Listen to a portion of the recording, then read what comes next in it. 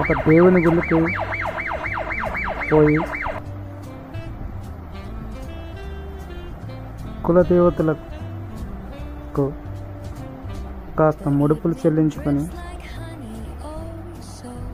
చేసిన పాపానికి ప్రాయశ్చిత్తం దేవునికి కాస్త భాగం ఇచ్చి అయ్యగారికి పంతులకి సరైన తాంబూలం ఇవ్వలేదు.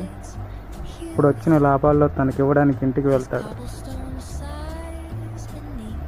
ఇంటికి వెళ్ళిన తర్వాత అక్కడ లబోదిబోబు అంటున్నారు.